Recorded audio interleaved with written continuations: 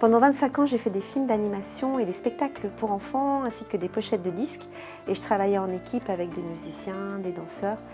Et tous ces projets m'ont progressivement amené vers une envie de développer mon propre univers, vers un public qui soit plus adulte. C'est comme ça que j'ai imaginé dessiner des motifs sur des collants, parce que j'ai vu des collants qui commençaient à revenir, qu'on n'avait pas vu défiler dans les rues depuis 30 ans, et avec des motifs très colorés dessus. Je me suis dit, tiens, je vais faire ma première collection sur des collants. J'ai fait produire ma toute première collection en Chine, et avec l'argent que j'ai gagné en vendant cette toute première collection au village des créateurs, j'ai pu investir dans une machine et faire moi-même mes collants.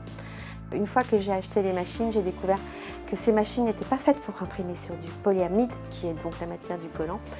Et donc il a fallu faire de nombreux réglages de machine. C'est une machine qui chauffe, donc il fallait régler les paramètres de temps, de chaleur. On a fait des tas de tests. Et puis aussi, comme je voulais adapter mes dessins aux différentes tailles, j'ai testé sur différents gabarits, sur différents modèles, comment adapter ces dessins sur différentes tailles pour que la marguerite ne se transforme pas en tournesol.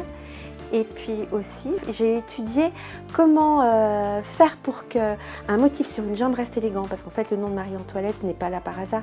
Je voulais que Marie-Antoinette incarne l'esprit de l'élégance à la française. Donc je voulais faire des collants très colorés, mais aussi qui soient esthétiques. Et pour ça, il faut que l'impression soit parfaite, il faut que ce soit étudié, c'est-à-dire qu'un motif qui est placé sur une cheville ne va pas être le même que l'on va trouver sur un genou.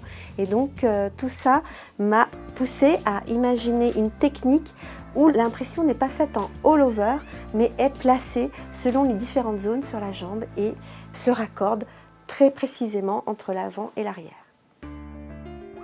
Au début, on était un produit de niche que l'on trouvait vraiment que sur certaines femmes qui osaient porter ce genre de choses. Mais petit à petit, au fur et à mesure des années, les femmes qui avaient envie se sont lancées. Du coup, il y en a eu de plus en plus. Et maintenant, c'est quelque chose qui est rentré dans l'univers usuel. Les femmes ne sont plus surprises de voir d'autres femmes porter ce genre de collant.